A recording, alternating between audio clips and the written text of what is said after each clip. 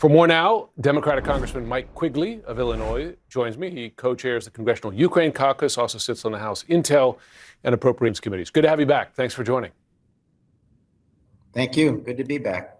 So you have said you, like several other Democratic lawmakers, will not attend the State of the Union tonight. Why is that? You know, I was in the room on January 6th. I was in the chambers when the president sicked 10,000 insurrectionists on us. If it wasn't for the courage of the Capitol Police, I wouldn't be here. I'm not sure our fragile little experiment in democracy would be here.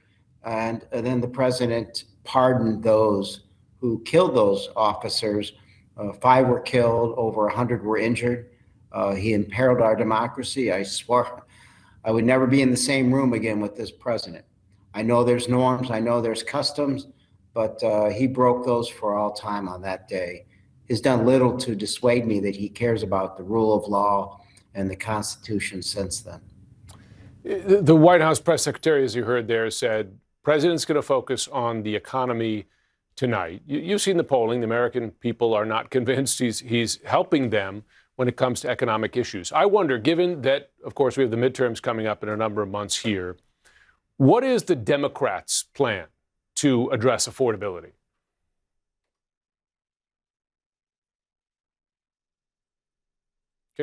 Can you hear me okay? Oh, we might have lost him there. Plan.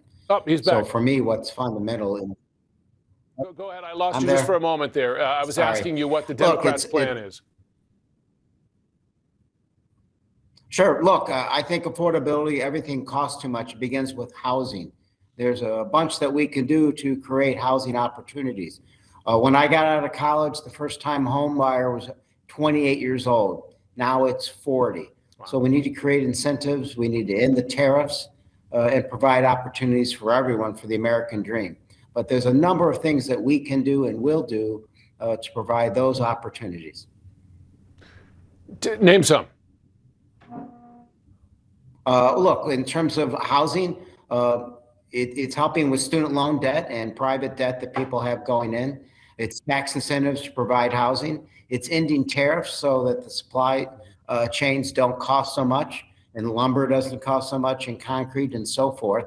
And then providing incentives for local government to change their zoning rules, to change their building codes, to reinvent the notion of housing needs to start with housing. It can't be an all everything bagel. It can be something that provides safe, affordable housing. In my city alone, Chicago, we're probably 100,000 units short of affordable housing. So the crisis is everywhere in the country. We need to be a part of the solution. President Trump is also expected to discuss the Supreme Court's ruling regarding his tariffs. As you know, he's diving into a whole nother authority, questioned by some legally, to impose tariffs around the world.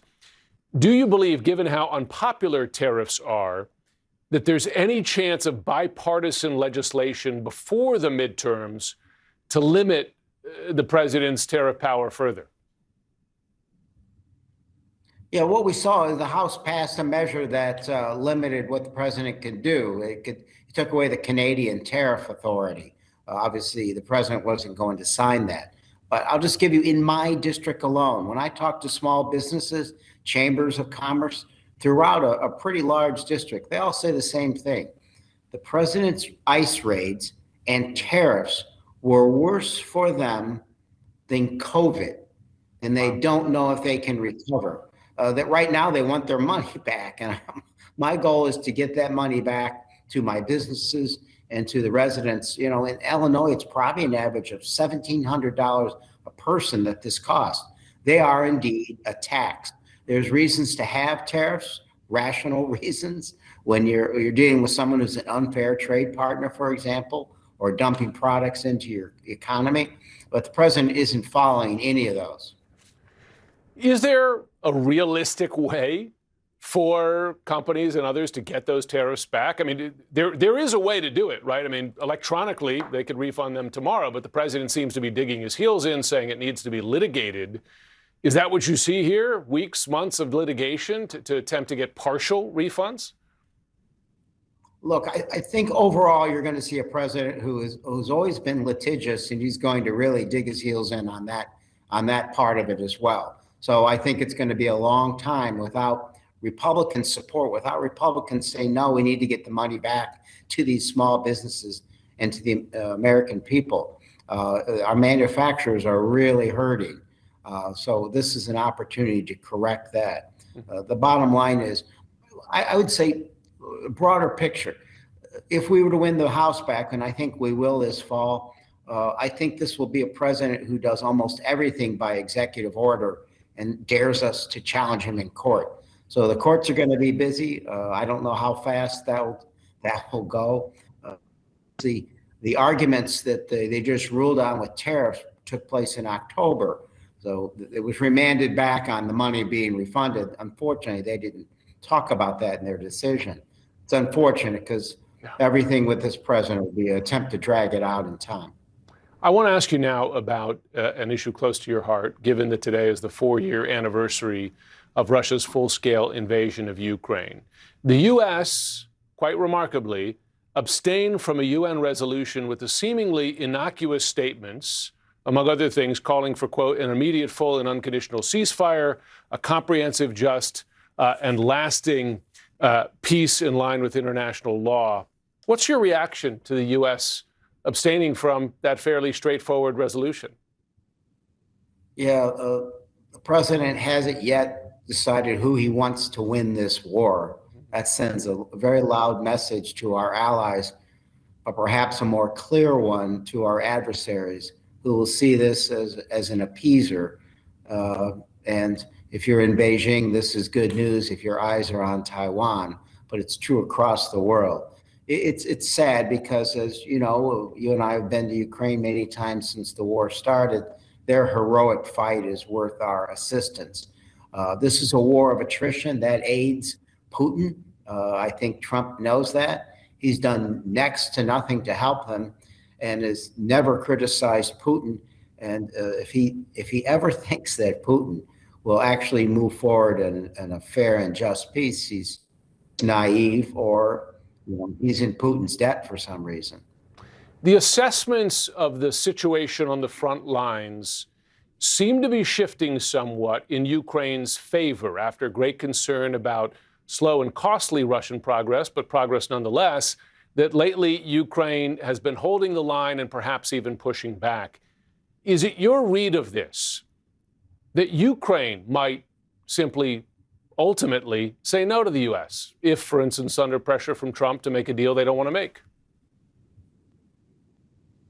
Yeah, I wouldn't make a deal like that just because it just gives Putin an opportunity. Let's just say there was a short-term succession in the fighting. This would just give Putin an opportunity to rebuild, learn from his lessons. Again, extending the war of attrition. It gives him an opportunity to finish the job some other time. I wish our NATO allies could do more. I think there's financial restrictions on that. Bottom line, the war probably tore off the veneer of the actual strength of NATO and its capacity to build. Lessons learned from this war are plenty, and the U.S., I'm hoping, is learning as well. But we had an opportunity with this new administration. If he had done one more supplemental, Putin understands one thing.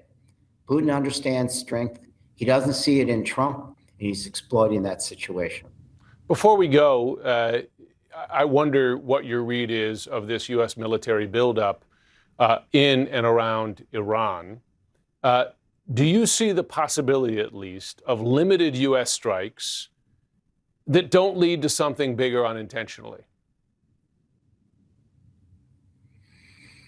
This is a mercurial president. I know the concerns, the security concerns that the chiefs have raised about this. Those are obvious, not just to Israel, our allies, but from the axis that is Iran, with those that can exert force. They're very real security concerns for our country. I have no idea what this president is going to do. But every time he's done something like this, a buildup, obviously, he's taken action. I'm not sure you can start something this dangerous and decide that, when and if you're going to end this. The very risky proposition. as always, our hope is that diplomacy will win out before he goes to action. Congressman Mike Quigley, thanks so much for joining. Thank you. Take care, everyone.